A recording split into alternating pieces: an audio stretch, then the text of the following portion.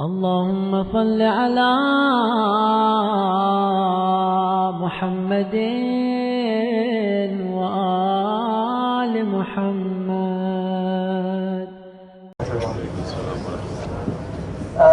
My name is Hassan, and I'm from the Al-Mahdi Institute just down the road, where we're studying AS level Islamic philosophy. And I'm going to give you a short presentation about backbiting and the stature of the sin that it is. Quickly, I want to talk to you about, first of all, what is backbiting. Second of all, I want to examine the reasons why people do such a thing. Thirdly, how we can stop ourselves from doing such a thing ever again. And finally, to examine if it's ever legitimate and allowed to backbite about anyone. So what is backbiting? Backbiting is to talk about someone in a manner in which they would not like to be talked about behind their back. So they have no manner in which to respond against the allegation that you might be raising against them. There is, of course, a subtle difference between the act of backbiting and the act of slander. Slander is when you say something about someone else that in fact isn't actually true. So if I say this person is a known thief to someone else behind their back, and in fact they're a very honest person, then I would be committing slander.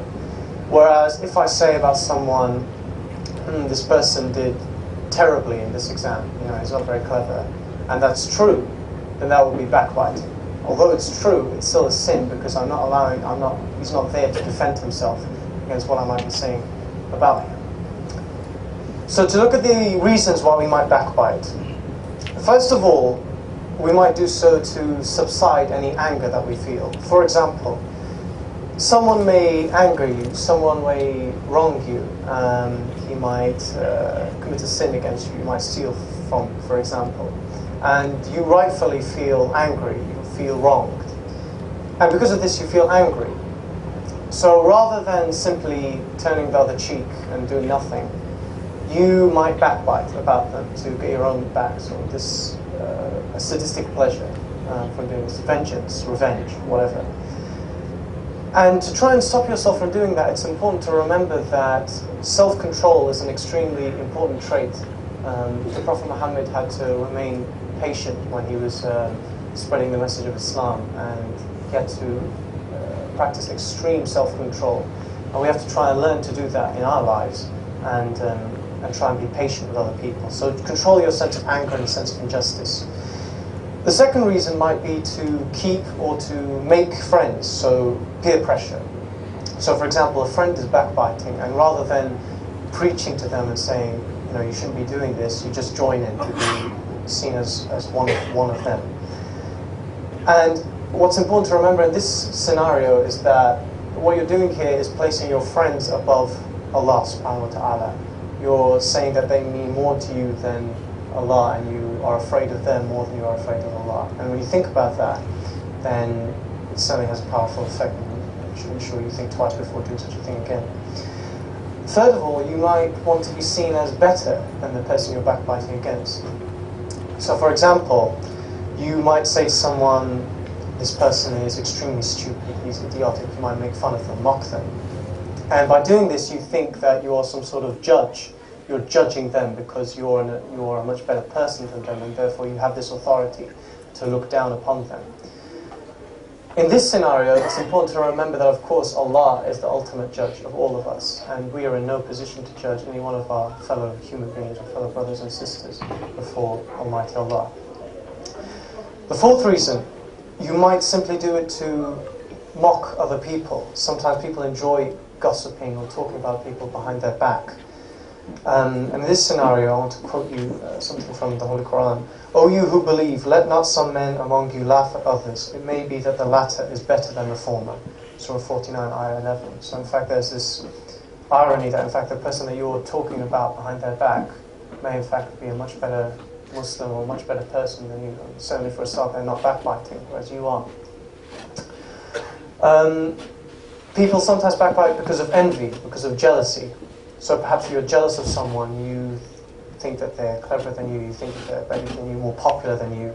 And to make yourself feel better, perhaps you might backbite, to make them look lesser than you. This, again, you get this sort of pleasure from doing so. In this case, it's important to remember that envy and jealousy in themselves are terrible emotions to feel. And again, we have to practice a sense of self-control and try and prevent ourselves from feeling such a terrible emotion.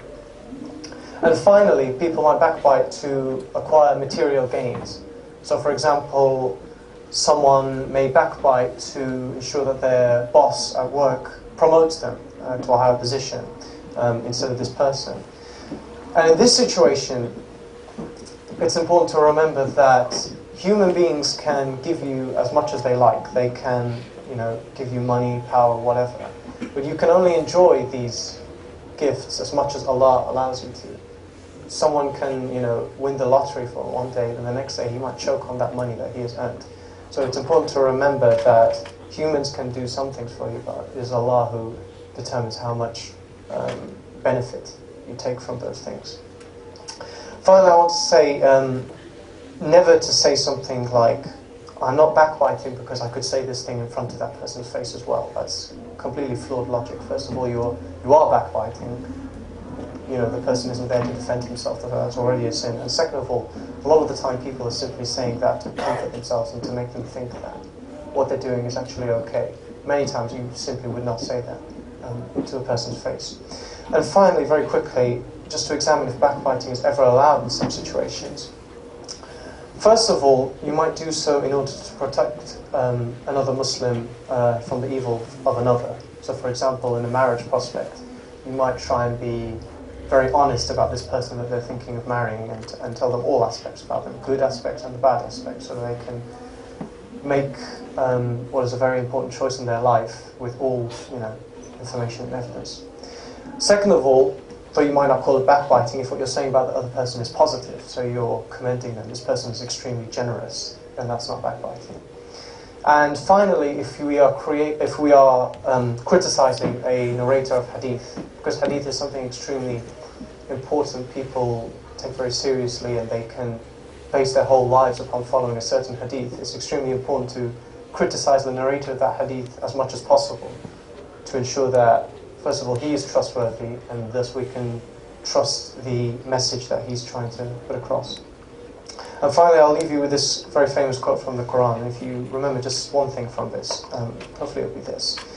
Nor speak ill of each other behind their backs. Would any of you like to eat the flesh of his dead brother? Nay, you would abhor it.